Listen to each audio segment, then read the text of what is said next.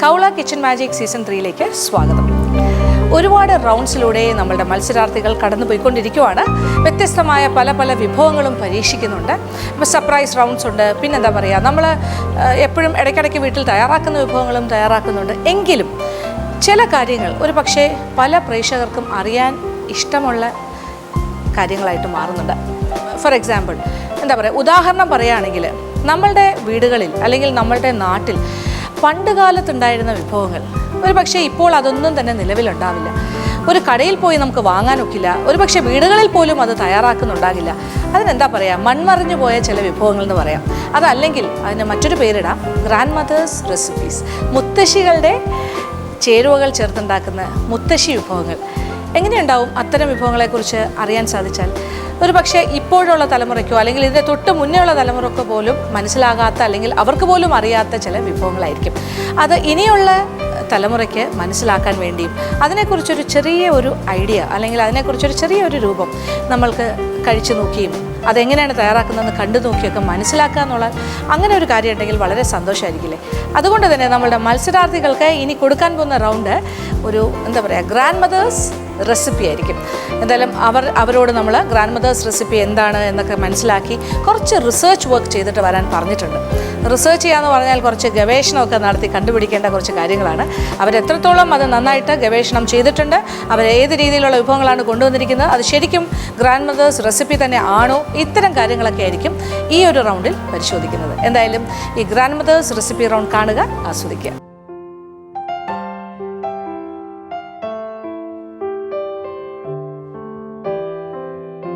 Welcome back to കൗള kitchen magic season 3. അങ്ങനെ party റൗണ്ടൊക്കെ കഴിഞ്ഞാണ് നിങ്ങളിപ്പോൾ വന്നിരിക്കുന്നത് അല്ലേ? ബർത്ത്ഡേ പാർട്ടി എല്ലാം കഴിഞ്ഞ് ക്ഷീണിച്ച്, പക്ഷേ ഈക്വൽ മാർക്സ് ഒക്കെ മേടിച്ചു, ഓർമ്മയില്ലേ? കുട്ടികളൊക്കെ വോട്ട് ചെയ്ത് എല്ലാവരും ജയിപ്പിച്ചു. ജഡ്ജ് ചെയ്ത് തീരുമാനിച്ചാണ് ആരൊക്കെയാണ് വിന്നേഴ്സ്. എല്ലാം രണ്ട് ഗ്രൂപ്പും, റെഡും ബ്ലൂവും അല്ലേ? അപ്പോൾ പുതിയൊരു ഊർജ്ജവുമായി എത്തിയിരിക്കുകയാണ് ഇനി ഫ്രഷ് റൗണ്ട്. ഇത് നിങ്ങൾക്ക് ഓൾറെഡി അറിയുന്ന റൗണ്ടാണ്. ഇതൊരു സസ്പെൻസ് റൗണ്ടൊന്നും അല്ല. നിങ്ങളോട് പറഞ്ഞിരുന്നു നമ്മൾ. എന്തായിരുന്നു? മൺമറഞ്ഞ വിഭവങ്ങൾ. അതായത് ആർക്കും ഇപ്പോൾ കിട്ടാത്ത, ആരും കാണാത്ത, പണ്ടത്തെ ആൾക്കാർ സ്ഥിരമായി ഉണ്ടാക്കിയിരുന്ന മുത്തശ്ശിമാരെല്ലാം പറഞ്ഞു തരേണ്ട വിഭവങ്ങൾ. അതാണ് പുതിയൊരു ഐറ്റമാണ്. നമ്മൾക്കും പ്രേക്ഷകർക്കും ഒരു പക്ഷേ നിങ്ങൾക്കും, നിങ്ങൾ പഠിച്ചിട്ടില്ലല്ലോ, ഇതിനു വേണ്ടി പഠിക്കുകയാണ് അല്ലേ? അപ്പോൾ ആ റിസർച്ച് വർക്ക് എല്ലാം ചെയ്ത് നിങ്ങൾ എത്തിയിരിക്കുകയാണ്. എല്ലാവരുടെയും തലയെല്ലാം വലുതായിട്ടുണ്ടോ റിസർച്ച് ഒക്കെ ചെയ്തിട്ട്? ബുദ്ധിയൊക്കെ വന്നിട്ട് ഇങ്ങനെ പുതിയ ഇപ്പം കുറച്ച് കൂടുതൽ പഠിക്കുന്നുണ്ട്. ഇപ്പോഴാണ് പഠിച്ചു തുടങ്ങിയത്. എനിവേ, ഇതെനിക്ക് തോന്നുന്നു നമുക്ക് നല്ല പുതുമയുണ്ടാവും. പ്രേക്ഷകർക്കും കാണാൻ ഒരുപാട് ആഗ്രഹമുള്ള ഒരു റൗണ്ടായിരിക്കും.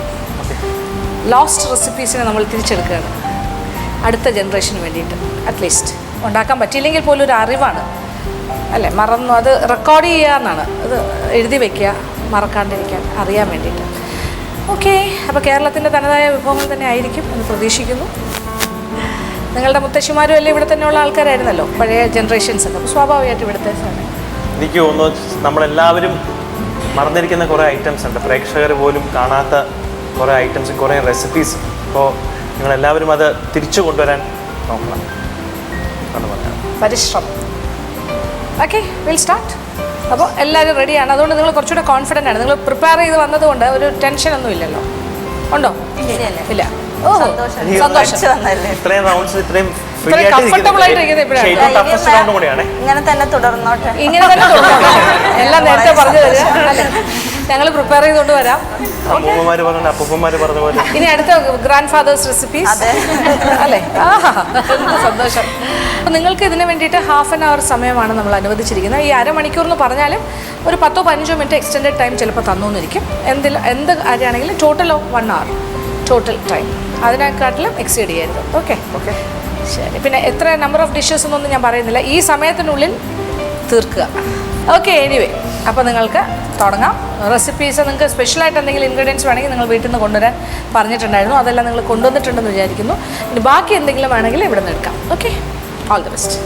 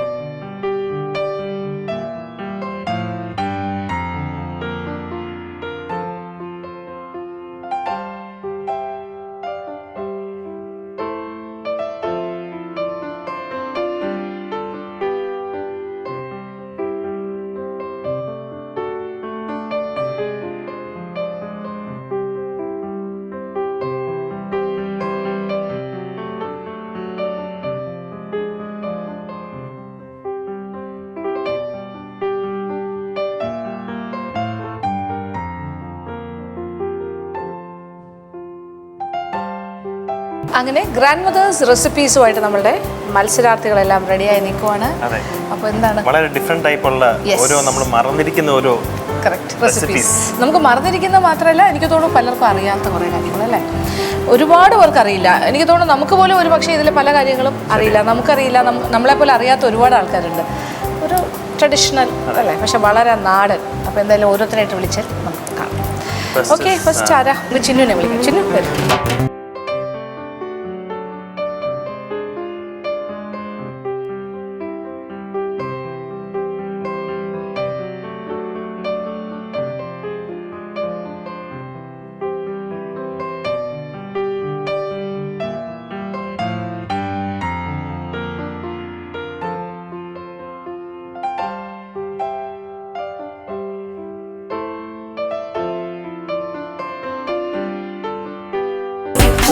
ഓക്കെ ചിന്നു വളരെ എന്താ പറയുക, നാടൻ രീതിയിലുള്ള അമ്മൂമ്മയുടെ റെസിപ്പി കൊണ്ട് വന്നിരിക്കുവാണ് അല്ലേ.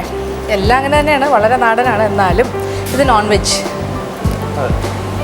ആൻഡ് വെജ്, ഉണക്കമീൻ ഇട്ടതും ഉണക്കമീൻ ഇടാത്തതും. എന്തൊക്കെയാണ് ചിന്നു തന്നെ പറയൂ. ചിന്നു ഇപ്പോഴും പേടിച്ചിരിക്കുകയാണ്. എത്ര റൗണ്ട്സ് കഴിഞ്ഞു എന്നിട്ടും പേടി മാറിയിട്ടില്ല. പറഞ്ഞ ഇതെന്തൊക്കെയാ? ഇത് തേങ്ങ ചുട്ടരച്ച് അടമാങ്ങയും അടമാങ്ങയും ചക്കക്കുരുവും കൂടെ ഇട്ട് ഉണക്കമീൻ. അടമാങ്ങ, ചക്കക്കുരു, തേങ്ങ ചുട്ടരച്ചത്, മുളക് ചുട്ടരച്ചത് എല്ലാം കൂടി അല്ലേ. ഓക്കെ, നമ്മളൊന്ന് കണ്ടു നോക്കട്ടെ. അപ്പോൾ ചിന്നു എങ്ങനെയാണ് ഈ അടമാങ്ങയും എന്താ പറയുക ചുട്ട തേങ്ങയും എല്ലാം കൂടി ചേർന്നിട്ട്, ഈ കറിക്ക് എന്തെങ്കിലും പേരുണ്ടോ, പേരിട്ടിട്ടുണ്ടോ? അമ്മമ്മ ഇങ്ങനെ പറയാറ്, തേങ്ങ ചുട്ടരച്ച കറി അല്ലേ. എങ്ങനെയാണ് തയ്യാറാക്കിയെന്ന് കണ്ടു നോക്കാം.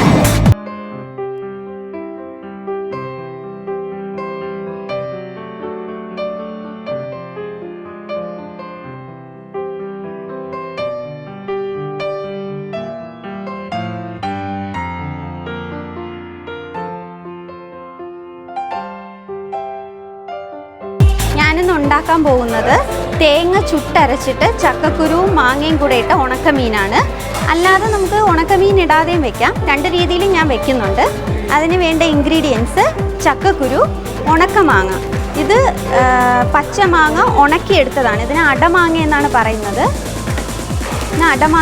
പറയുന്നത്. പിന്നെ ഉണക്ക നെത്തലാണ് ഞാൻ എടുത്തിട്ടുള്ളത്. നെത്തോലി, ഒഴുക എന്നൊക്കെ പറയും വടക്കോട്ട്. പിന്നെ അതിന് വേണ്ട വറ്റൽമുളക്, ചെറിയ ഉള്ളി, കടുക്, വെളിച്ചെണ്ണ, കടുക് താളിക്കാൻ. ആദ്യം ഒരു 10 ചക്കക്കുരു എടുത്ത് നമുക്ക് തൊലിച്ചെടുക്കാം. എന്നിട്ട് അതിനെ ചെറുതായിട്ട് അരിഞ്ഞ് നമുക്ക് വേവിക്കാം.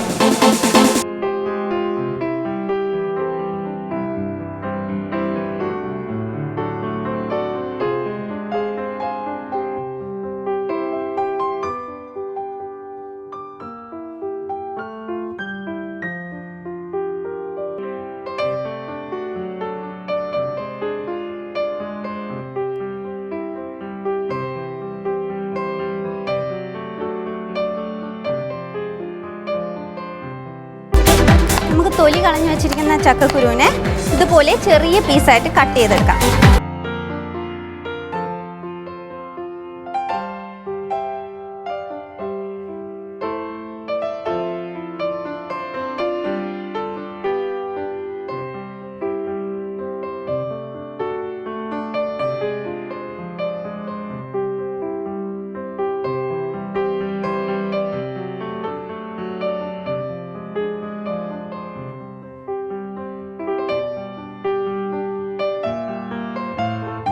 നമുക്ക് ഈ ചക്കക്കുരുവിനെ ഇട്ടിട്ട്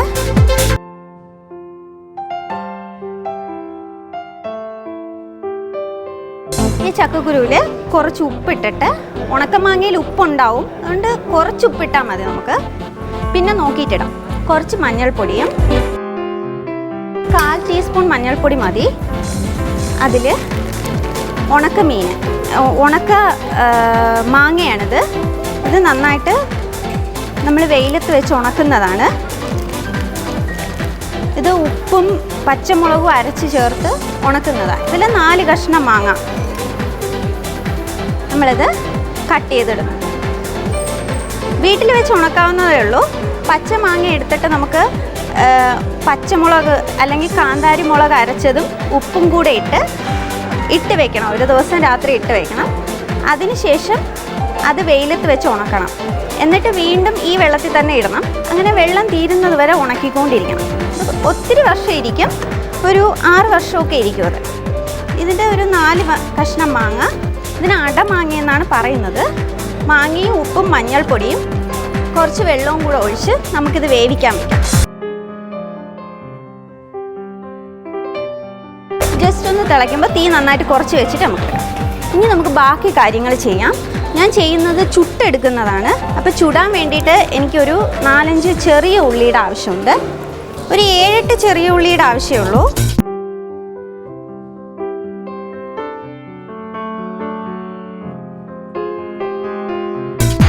ഇത് തിളച്ചിട്ടുണ്ട്. അപ്പം നമുക്കൊന്ന് കുറച്ചുകൂടെ ആകുമ്പോഴത്തേക്കും നമുക്ക് തീ ഒന്ന് കുറച്ച് വയ്ക്കാം.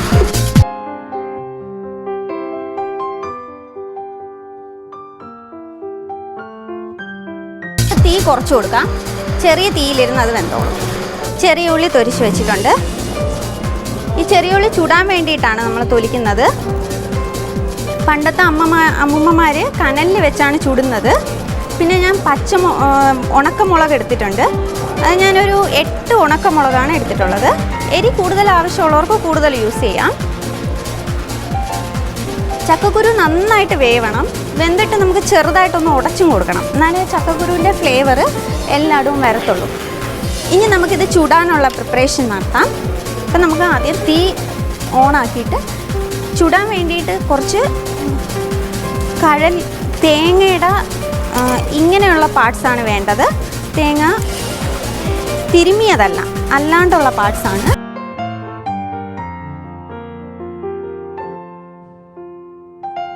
ഒരു അരമുറി തേങ്ങയുടെ പാർട്സാണ് ഞാൻ എടുത്തിട്ടുള്ളത്. ചെറിയ തേങ്ങയാണ്, വലിയ തേങ്ങയല്ല. ഇതിനെ ചെറുതായിട്ടൊന്ന് മുറിച്ചിട്ട് നമുക്കിതിനെ ഒന്ന് ചുടാം. ഇത് ചുടാൻ വേണ്ടിയിട്ട് നമുക്ക് ഗ്യാസ് ഓൺ ചെയ്യാം.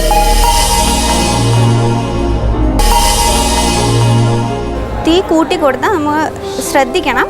ഇത് ഒത്തിരി കരിയാൻ പാടില്ല. ആ കരിഞ്ഞ് പുകയുണ്ടായ ആ ചൊവയുണ്ടാവും. അത് ഏകദേശം ആയിട്ടുണ്ട് മുളക്. നമുക്ക് ഈ മുളക് മാറ്റി വയ്ക്കാം. ഇനി അടുത്ത് ഉള്ളി ഇതുപോലെ തന്നെ ചുടാം. ഉള്ളി ചുടുമ്പോൾ എണ്ണ പുറത്ത് വരുമ്പോൾ നല്ല ഷൈനിങ് ആയിട്ട് ഗ്ലേസിങ് ആയിട്ട് വരും. അപ്പം നമുക്ക് മാറ്റാം.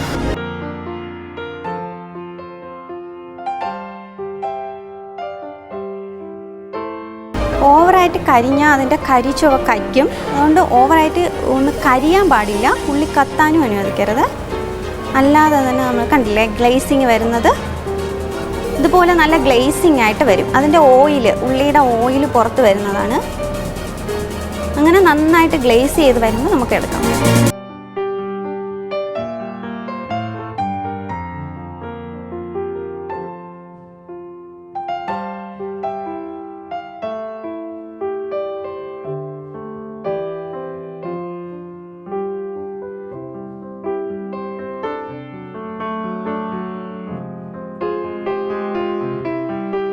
നന്നായിട്ട് ചുട്ടിട്ടുണ്ട്. ഇത് നമുക്ക് മാറ്റി വയ്ക്കാം. ഇനി നമുക്ക് തേങ്ങ ചുടാം.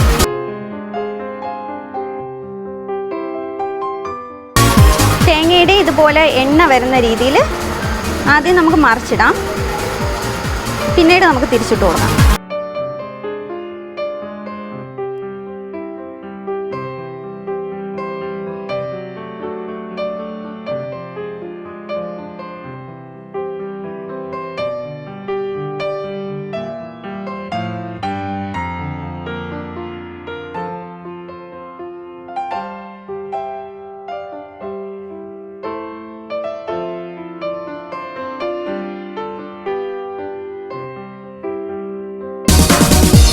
ഇത് വെന്തോന്ന് നമുക്ക് നോക്കാം.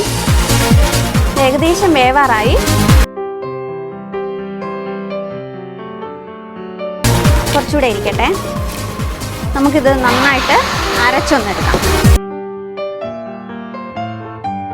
മുളകും ഉള്ളിയും തേങ്ങയും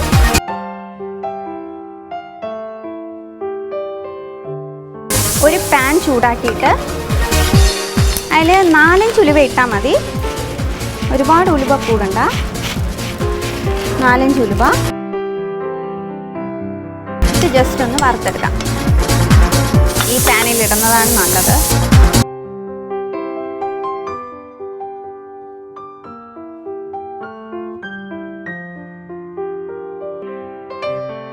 ഈ ഉലുവയെ നമുക്കിതിലേക്ക് ഇട്ട് കൊടുക്കാം, അരക്കിനയിലേക്ക്.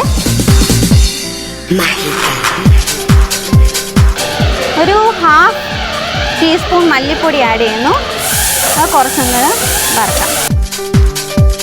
കരിയാൻ പാടില്ല, ജസ്റ്റ് ഒന്ന് വറുത്തെടുത്താൽ മതി. വറുത്ത് ഇതിലേക്ക് നമുക്ക് ആഡ് ചെയ്യാം. എന്നിട്ട് ഇത് നന്നായിട്ട് അരച്ചെടുക്കാം നമുക്ക്.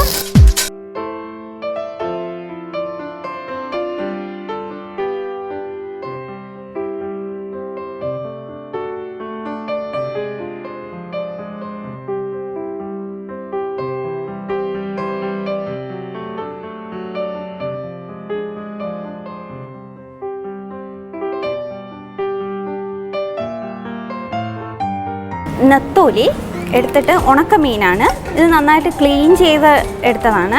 ഇത് നമുക്കിട്ട് ജസ്റ്റ് ഒന്ന് വറുത്തെടുക്കാം. ചെറിയ തീയിലിട്ട് വറുത്താൽ മതി.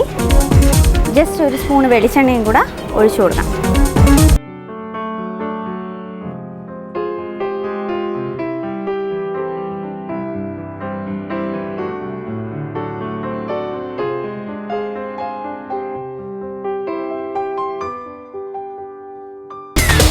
ചിന്നു എന്താണ് ഉണക്കമീനൊക്കെ വറുത്തോണ്ടിരിക്കുന്നത്? ഉണക്കമീനും പിന്നെ ചുട്ടിട്ടരച്ചതാക്കെ തേങ്ങയും ചക്കക്കുരു അട. തനി നാടൻ അല്ലേ?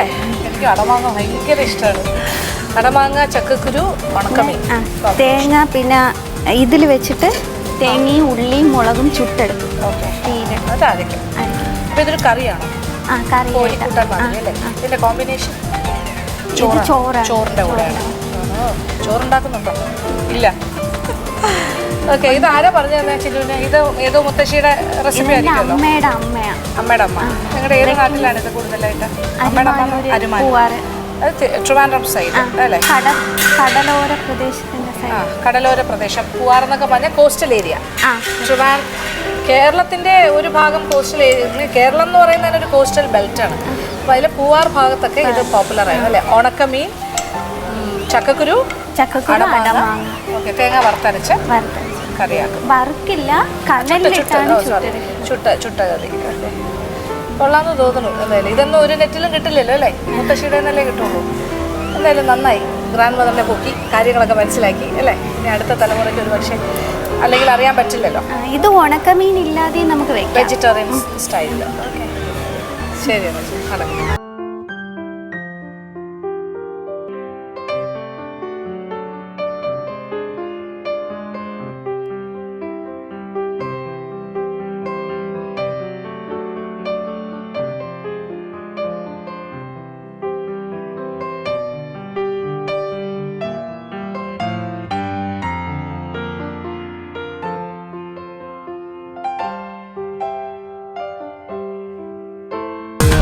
നല്ല ക്രിസ്പി ആവുമ്പോഴേ ഇത് വറുത്തെടുക്കാവൂ.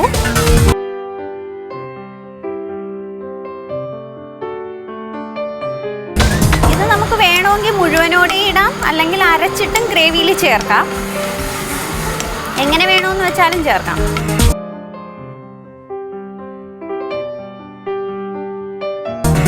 ഇപ്പം നമ്മൾ ഒടിച്ച് നോക്കണം ക്രിസ്പി ആവുന്നുണ്ടോയെന്ന്. അപ്പം നമുക്കതങ്ങ് എടുക്കാം.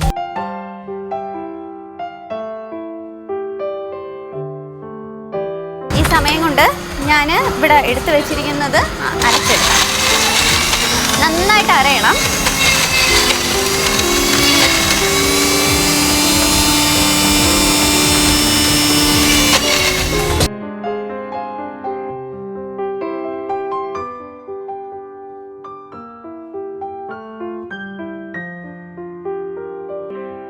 കരിയാതെ നോക്കണം.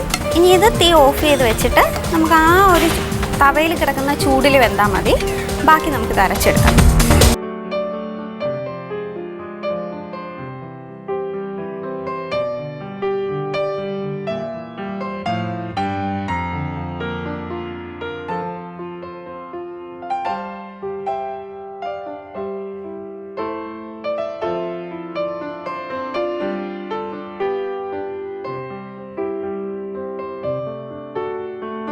കുറച്ചുകൂടെ വെള്ളം നമുക്ക് ഒഴിച്ചു കൊടുക്കാം. നന്നായിട്ട് അരച്ചെടുക്കണം, നല്ല പേസ്റ്റ് രൂപത്തിലാക്കണം.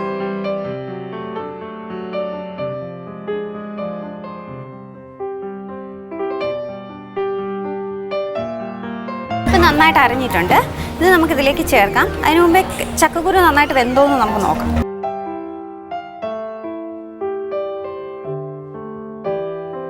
നല്ല ഉടഞ്ഞ പരുവാകുമ്പോൾ നമുക്ക് കുറച്ചെടുത്ത് കഴിച്ച് നോക്കാം. ഈ പുളിയും ഉപ്പും ഒക്കെ ചക്കക്കുരുവിൽ കറക്റ്റായോന്ന്. നല്ല ഇച്ചിരി പുളിയുള്ള ഒരു വിഭവമാണ്. ചക്കക്കുരു നന്നായിട്ട് വെന്തിട്ടുണ്ട്, ഉപ്പും കറക്റ്റാണ്, പുളിയും ഒക്കെ നന്നായിട്ടുണ്ട്. ഇനി എല്ലാം കൂടെ കൂടി ചേരുമ്പോൾ നമുക്ക് പുളി കറക്റ്റാണോ നോക്കിയിട്ട് അടമാങ്ങ ഇട്ട് കൊടുത്താൽ മതി. നമുക്ക് ഈ തേങ്ങ അരച്ചതിലേക്ക് ഇടാം.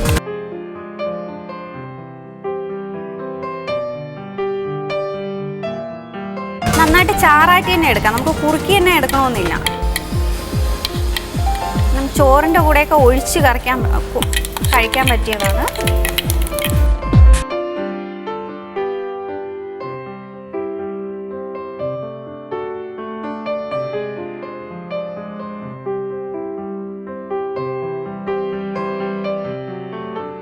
ഇത് നമുക്ക് നന്നായിട്ട് തിളപ്പിച്ച് മൂടി വെച്ച് വേവിക്കാം. മീൻകറി വേവിക്കും പോലെ തന്നെ ഇച്ചിരി വെന്ത് പോയാലും കുഴപ്പമില്ല. പിന്നെ എല്ലാം ചുട്ടിട്ടുള്ളതുകൊണ്ട് അധികം വെന്തില്ലെങ്കിലും കുഴപ്പമില്ല. എണ്ണ തെളിഞ്ഞ് വരുന്നത് വരെ വേവിച്ചാലും രണ്ടായിരുന്നാലും. ലാസ്റ്റിൽ നമുക്കിത് കടുക് താളിച്ചൊഴിക്കാം. ഈ അരപ്പൊഴിക്കുന്ന സമയത്ത് പുളിയൊക്കെ കറക്റ്റ് തന്നെയെന്ന് നോക്കണം. ഇല്ലെങ്കിൽ വേറൊന്നുമില്ല, ഉണക്ക മാങ്ങ ഇട്ട് കൊടുത്താൽ മാത്രം മതി. ഇച്ചിരി പുളി ഏറി നിൽക്കുന്ന ഒരു വിഭവമാണ്. പുളിയെല്ലാം കറക്റ്റാണ്, എരിയും കറക്റ്റാണ്. ഇതിനി നമുക്ക് കുറച്ച് വെള്ളം കൂടെ ഒഴിച്ച് മൂടി വെച്ച് വേവിച്ചാൽ മാത്രം മതി.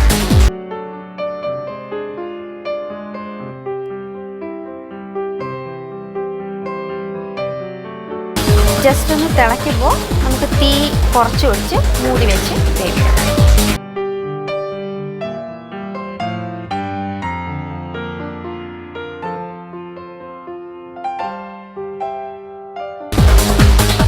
ചെറിയ തീ വെച്ച് നമുക്കൊരു 5 മിനിറ്റ് വേവിക്കാം.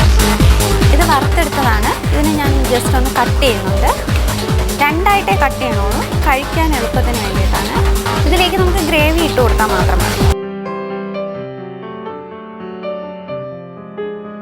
ഇനി ലാസ്റ്റ് നമ്മൾ കടുക് താളിച്ച് ചേർക്കും. അത്രയും കൂടെ ആകുമ്പോൾ ഫിനിഷാണ്. അങ്ങനെ ഇഷ്ടാനുസരണം എങ്ങനെ വേണമെങ്കിലും നമുക്ക് ചെയ്യാം.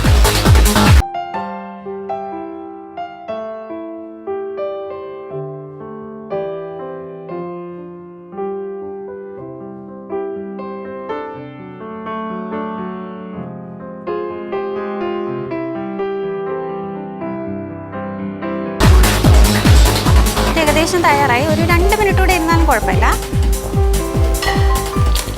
ഒന്നുകൂടെ എല്ലാം കറക്റ്റ് ചെയ്യുന്നതെന്നൊന്ന് നോക്കാം.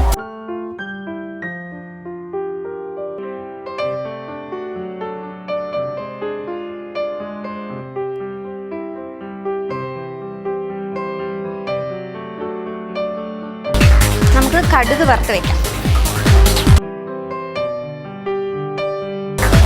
ഇതിലേക്ക് കുറച്ച് എണ്ണ ഒഴിച്ചിട്ട്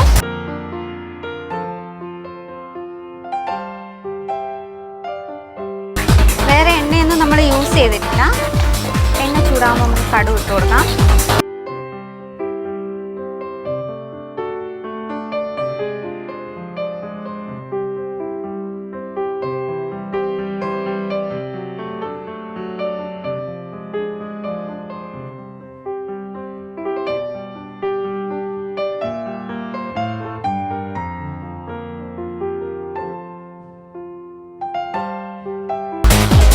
ഇത് നമുക്ക് കടുക് താളിച്ചതിട്ട് മൂടി വയ്ക്കാം. സെർവ് ചെയ്യാൻ നേരത്ത് എന്നിട്ട് അതിൻ്റെ പുറത്ത് ഈ കറി ഇട്ട് കൊടുക്കാം.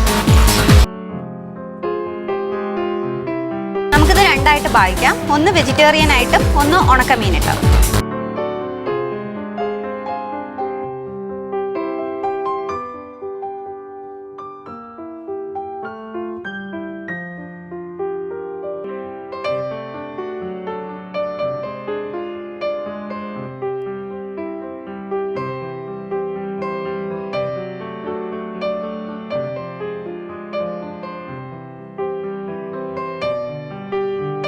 ഓക്കെ, തേങ്ങയൊക്കെ ചുട്ടു, ഗ്യാസിൽ തന്നെ ചുട്ടെടുത്തു അല്ലേ?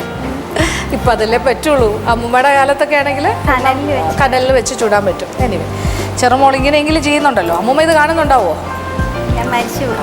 ഷീസ് നോ മോർ അല്ലേ? Okay okay. അപ്പോൾ ഇത് അമ്മയ്ക്കറിയോ റെസിപ്പി? അമ്മയ്ക്കും അറിയാം. ഓക്കെ.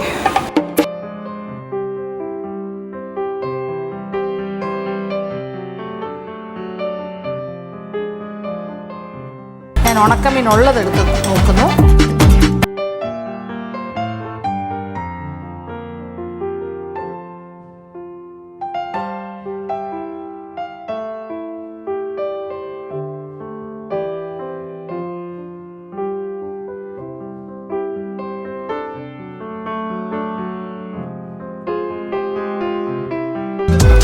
വിത്തൗട്ട് ഉണക്കമീൻ.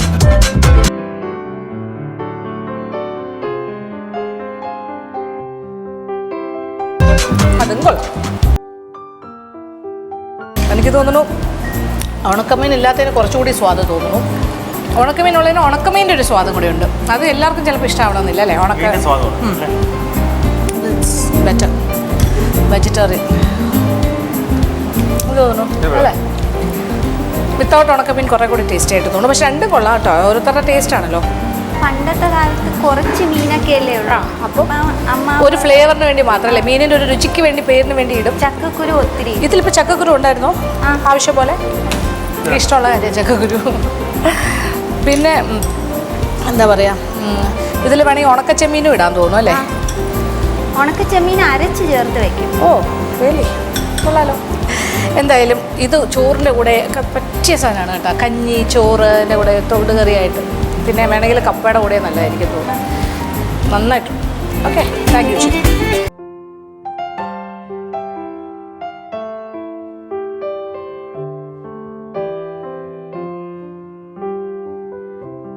സ്മിതയെ വിളിക്കാം. സ്മിത വരും.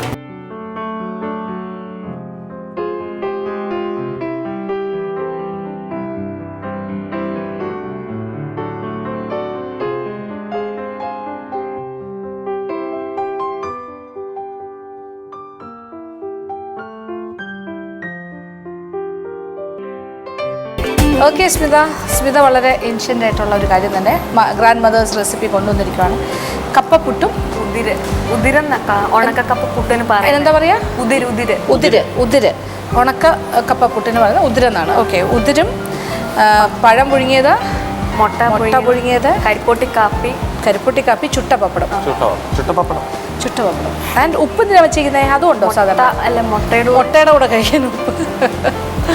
അയ്യോ, അത് കൊള്ളാം. ക്യൂട്ട്. അപ്പോൾ ഇത് സാധാരണക്കാരുടെ ഭക്ഷണം തന്നെയായിരുന്നു അല്ലേ? നമ്മൾ ഡെയിലി നമ്മൾ ഉണ്ടാക്കുന്ന പുട്ട് ഒന്നേ അരിപ്പുട്ട് അല്ലെങ്കിൽ റവ പുട്ട്, അല്ലെങ്കിൽ ഇടയ്ക്ക് മേ ബി മറ്റേ ഗോതമ്പൂട്ട് മാത്രം. കപ്പയിട്ട് ഞാൻ പുട്ടുണ്ടാക്കി. ഞാൻ നോക്കിയപ്പം മറ്റേ പച്ചക്കപ്പ ചീകയിട്ട് അത് ചെയ്യും. അത് ഇത് ഉണക്കി നമ്മൾ കുഴയ്ക്കാറുണ്ട്, പക്ഷേ പുട്ടുണ്ടാക്കിയിട്ടില്ല ഇതുവരെ. ഞാൻ ഇതിനു വേണ്ടി തന്നെ നോക്കിയത്. പുതിയ അറിവായിരുന്നു. അതെ. ഓക്കെ. അതിൻ്റെ കൂടെ ഇത് നല്ല കോമ്പിനേഷൻ ആണോ? കഴിച്ചു നോക്കി? ഞാൻ കഴിച്ചിട്ടുണ്ട്. കാരണം നമ്മൾ ഫാദർ പറഞ്ഞിട്ടുണ്ട് പണ്ടത്തെ കാലത്ത് ബ്രേക്ക്ഫാസ്റ്റ് എന്ന് പറഞ്ഞത് ഈ കരിപ്പോട്ടി കാപ്പി, മുട്ട പുഴുങ്ങിയത്, അതൊക്കെ റിച്ച്, അന്നത്തെ ഫാമേഴ്സ് കൃഷിക്കാരാകുമ്പോൾ ഈ റിച്ച് ഫുഡല്ലേ അവരെല്ലാം കഴിക്കണം. അപ്പോൾ ഈ മുട്ട ഏത്തക്ക പുഴുങ്ങിയത് അങ്ങനെയൊക്കെ കഴിക്കുമായിരുന്നു. പല ആരോഗ്യം കിട്ടാനല്ലേ, പണി ചെയ്യാനായിട്ട്. ഒപ്പം നമ്മൾ കോൺഫ്ലെക്സ് കഴിക്കുന്നത്. ഇപ്പം കോൺഫ്ലെക്സ് കഴിക്കുന്നത്. എന്തായാലും നമുക്ക് നോക്കാം എങ്ങനെയാണ് സ്മിത ഉതിര് എന്ന് പറയുന്ന ഈ ഉണക്ക കപ്പ വെച്ചിട്ടുള്ള പുട്ട്, അതിൻ്റെ കോമ്പിനേഷൻസ്, കരിപ്പട്ടി കാപ്പി അല്ലേ? കരിപ്പോട്ടി കാപ്പി, ഇതെല്ലാം കൂടി തയ്യാറാക്കിയെന്ന് കാണാം.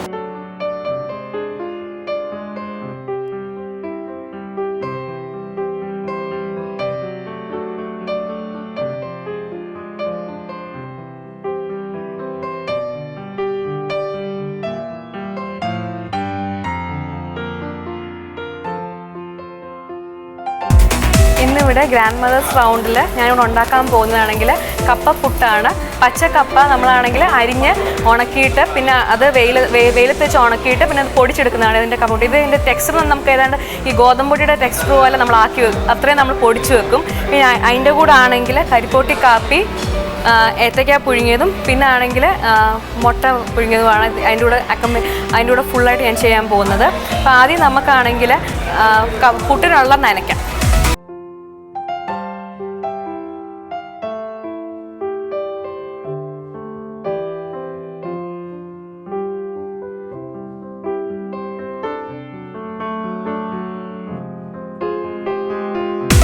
ഞാനിവിടെ 3/4 കപ്പോളം കപ്പയുടെ പൊടി ഇട്ടിട്ടുണ്ടെങ്കിൽ നമുക്ക് ഇച്ചിരി അരിപ്പൊടിയും കൂടി ഇടാം. ഇതിൻ്റെ എന്താണെന്ന് വെച്ചാൽ അതിൻ്റെ ഒരു റബ്ബറി ടെക്സ്ചർ മാറാൻ വേണ്ടിയാണ് നമ്മൾ അരിപ്പൊടി ഇടുന്നത്.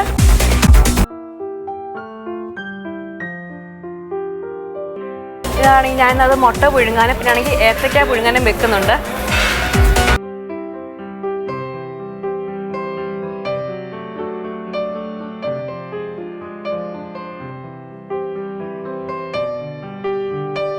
ഇങ്ങനെ സ്പ്ലിറ്റ് ചെയ്തിട്ടേക്കുന്നത് കഴിക്കാൻ തന്നെ നമുക്ക് പെട്ടെന്ന് തൊലി ഇളക്കാൻ വേണ്ടിയിട്ടാണിത്. നമ്മൾ ഈ കപ്പ പൊടിക്കുന്നതിലോട്ട് കപ്പ നനയ്ക്കുന്നതിലോട്ട് നമ്മൾ ഇച്ചിരി ഏലക്കപ്പൊടിയും കൂടി ഇടുന്നുണ്ട് ഒരു മണത്തിന് വേണ്ടി.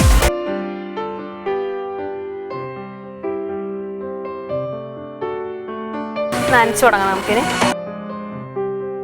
ഇതാണെങ്കിൽ ഒത്തിരി വെള്ളം കൂടിപ്പോയാൽ ഇതാണെങ്കിൽ അങ്ങ് നമ്മളങ്ങ് പശയായിപ്പോകും. കാരണം എന്ന് വെച്ചാൽ കപ്പയ്ക്ക് ഓൾറെഡി ഇച്ചിരി പശപ്പുള്ളത് കൊണ്ട് നമ്മൾ ഈ വെള്ളം കുറച്ചായിട്ട് ഒഴിച്ച് നനയ്ക്കെടുക്കാനേ പറ്റത്തുള്ളൂ. കാരണം എന്ന് വെച്ചാൽ ഒത്തിരി കൂടി കഴിഞ്ഞാൽ പശയായിപ്പോകും, അങ്ങ് ബോൾ പോലെ ആയിപ്പോകും.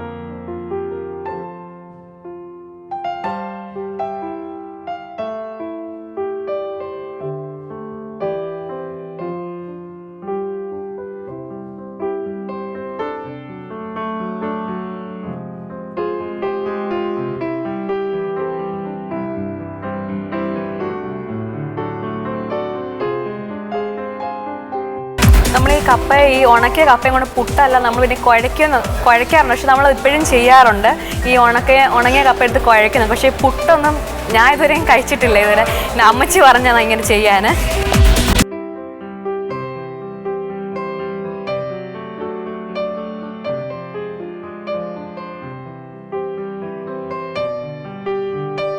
നനച്ച് കഴിയാറായി. കുറച്ചുകൂടെ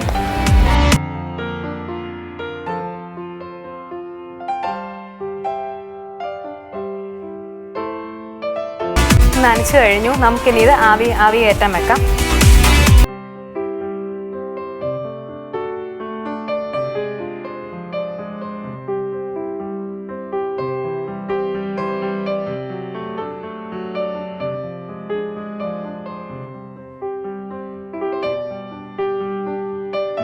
നനച്ച് കഴിഞ്ഞു. നമുക്കിനി ഇത് പുട്ടിയിലി വെക്കാം.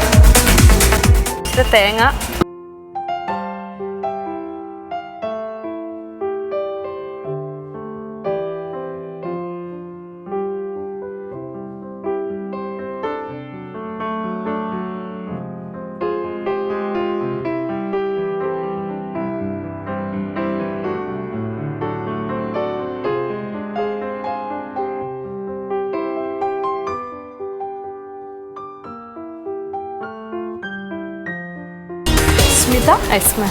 സ്മിത സ്റ്റീം ചെയ്യുന്ന വിഭവം എന്തോ ആണ്. എന്താണ്? ഇതാണ് ഞാൻ മെയിൻ. ഇത് കപ്പപ്പുട്ടാണ്. അപ്പം അതിൻ്റെ കൂടെ അക്കമ്പനിമെന്റ്സ് ആയിട്ട് മുട്ട പുഴുങ്ങിയത്, പിന്നെ ഏത്തക്ക പുഴുങ്ങിയത്, പിന്നെ കരിപ്പോട്ടി കാപ്പി. അപ്പോൾ നാടൻ സാധാരണ ഒരു എന്താ പറയുക, കപ്പപ്പൊടി വെച്ചിട്ടല്ലേ മരിച്ചിനി പുട്ടെന്ന് പറയുന്നത്. ഞാൻ നെറ്റ് സെർച്ച് ചെയ്തപ്പം കപ്പപ്പുട്ട് പറഞ്ഞ് കണ്ട് നമ്മൾ ഈ പച്ചക്കപ്പ ഗ്രേറ്റ് ചെയ്ത് വെള്ളം കളയും. ഇതാണെങ്കിൽ കപ്പ ഉണക്കിയിട്ട് എനിച്ചോട് അരിപ്പൊടിയും കൂടി ഇട്ട്. കാരണം കപ്പ ഭയങ്കര ഈ റബ്ബറി ടെക്സ്ചർ ആയതുകൊണ്ട് എനിച്ചൊരു അരിപ്പൊടിയും കൂടി ഇട്ട്. പണ്ടത്തെ ആൾക്കാർ എങ്ങനെയായിരുന്നു, അരിപ്പൊടി ചേർക്കുമായിരുന്നോ അതോ റബ്ബറി ഇല്ല ചേർക്കില്ല. അപ്പോൾ ഞാൻ ഇച്ചിരി ഒരു അരിപ്പൊടി, കാരണം വെച്ചാൽ ആറുമ്പോൾ ഇച്ചിരി ഹാർഡായി പോകുകൊണ്ട് ഞാൻ ഇച്ചിരി അരിപ്പൊടി, അതുകൊണ്ടാണ് ഞാൻ ഇച്ചിരി അരിപ്പൊടിയും കൂടി ഇട്ട്. കുറച്ച് ഇച്ചിരി അരിപ്പൊടി. നിങ്ങളുടെ ഏത് മുത്തശ്ശി പറഞ്ഞതാണ് ഇത്? എൻ്റെ ഫാദറിൻ്റെ മദർ പറഞ്ഞതാണ് ഇത്. പിന്നെ ഈ മദറിൻ്റെ ഒപ്പിച്ചെന്നാണ് ഈ കപ്പ. ഇത് ഏത് ഭാഗത്താണ് സ്മിതയുടെ വീട്? ഞാൻ ചെങ്ങന്നൂരാണ് ബേസിക്കലി. അപ്പോൾ അവിടെ നിന്ന് കിട്ടിയാണ്. അവിടെ ഈ പണ്ട് ഈ കരിമ്പിൻ കൃഷിയൊക്കെ ഉണ്ടായെന്ന് പറഞ്ഞിട്ട്, അപ്പോൾ അവിടെ നിന്നാണ് ഈ കരിപ്പോട്ടി കാപ്പി അങ്ങനെ ഈ മരച്ചീനിയുടെ ഒക്കെ അവിടെ കൃഷിയൊക്കെ ഉണ്ടായിരുന്നു. അപ്പോൾ അങ്ങനെ കിട്ടിയതാണ് ഈ കപ്പപ്പൊട്ടി കോമ്പിനേഷൻ. അങ്ങനെ കിട്ടി പഴം പുഴുങ്ങിയതും മുട്ട പൊരിച്ചതും.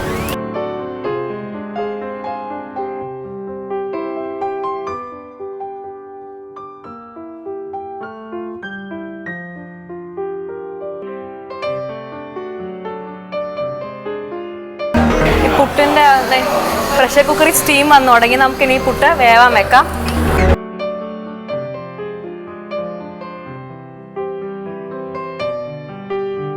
ഇനി കരിപ്പോട്ടി കാപ്പിക്കുള്ള വെള്ളം ചൂടാക്കാം.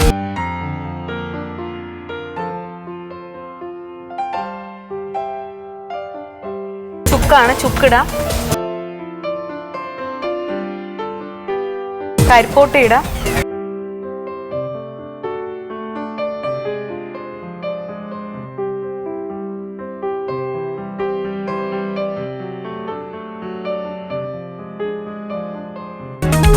ജീരകം കൂടി ഇടാം.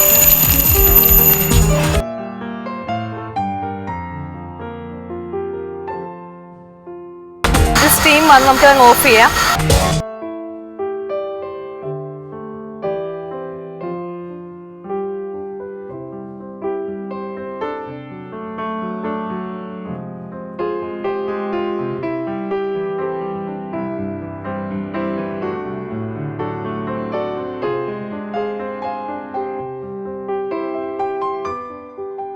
തിളച്ച് കഴിഞ്ഞ് നമുക്കിനി ഇത് അരിക്കാം.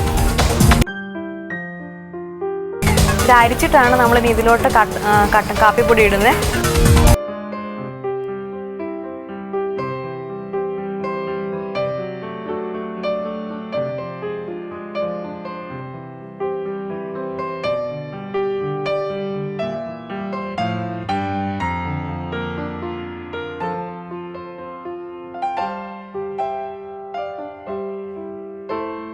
ഇപ്പം ഇത് നമ്മുടെ പുട്ടായിട്ടുണ്ട്. കാപ്പിപ്പൊടി ഇട്ടു.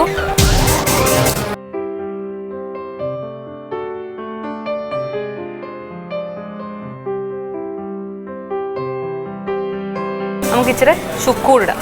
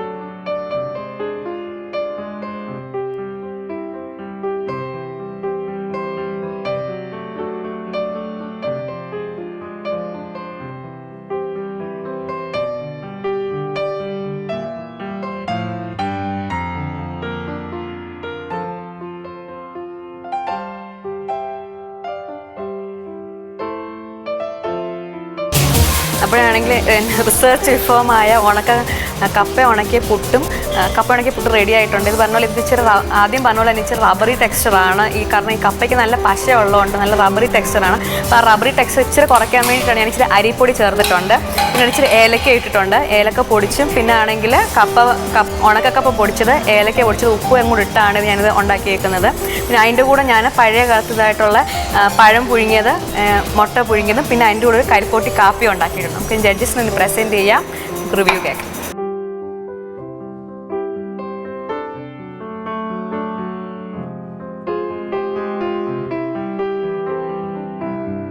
പക്ഷേ ഈസി പുട്ട് മേക്കിംഗ് ഒരു പ്രോസസ്സ് സെയിം തന്നെയാണ്. പക്ഷേ ഇതിൻ്റെ നനയ്ക്കാൻ ഇച്ചിരി പടക്കണം. ഒത്തിരി റബ്ബറി ടെക്സ്ചർ ആയതുകൊണ്ട് നമ്മൾ ഒത്തിരി ഇച്ചിരി അരിപ്പൊടിയും കൂടെ ചേർത്ത്, ഇച്ചിരി അരിപ്പൊടിയും കൂടെ ഒറിജിനൽ പുട്ടിൻ്റെ ഒരു റവയുടെ ഒക്കെ ഇച്ചിരി അരി ശരിക്കും ഭയങ്കര റബ്ബറി ടെക്സ്ചർ ആയിരുന്നു. ഓക്കെ, അതുണ്ടാവും. അപ്പോൾ നമുക്കൊന്ന് ടേസ്റ്റ്.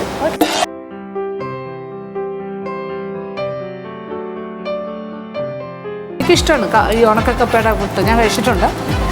അതിനങ്ങനെ തന്നെ ഒരു ടെക്സ്ചർ തന്നെയാണ്, ഫ്ലേവർ. അതിൻ്റെ കൂടെ ഈ കോമ്പിനേഷൻസ് ഞാൻ കഴിച്ചിട്ടില്ല കേട്ടോ. നമ്മുടെ നാട്ടിൽ എനിക്ക് അവിടെ നിന്ന് കിട്ടിയ ഞാൻ ചെങ്ങന്നൂരാണ്. അപ്പം അവിടെ നിന്ന് എനിക്ക് കിട്ടിയതാണ് ഈ കരിപ്പോട്ടി കാപ്പി. അവിടെ കരിമ്പിൻ കൃഷി ഉണ്ടായിരുന്നു പണ്ട്, ഇപ്പോൾ ഒന്നുമില്ല. കരിമ്പിൻ കൃഷിയുടെ കൂടെ അപ്പം അന്ന് ശർക്കര കാപ്പി ഉണ്ടായിരുന്നു. Very nice. അപ്പം നമ്മുടെ ചക്കര കാപ്പിയും കൂടി ആകാം. എന്തിനാ കുറയ്ക്കുന്നത്, എല്ലാ കോമ്പിനേഷനും തന്നെ ആയിക്കോട്ടെ. ഒരു പഴം മുഴുങ്ങിയതിൻ്റെ ഒരു അറ്റത്തുനിന്ന് കുറച്ച് അതും കൂടി കഴിക്കാം. ഇതാണ് ശരിക്കും കോമ്പിനേഷൻ അല്ലേ? ആ പപ്പടത്തിൻ്റെ ഒരു ചെറിയ ഉപ്പും പഴത്തിൻ്റെ ഇച്ചിരി മധുരവും അല്ലേ? നല്ല കോമ്പിനേഷൻ. നൈസ്.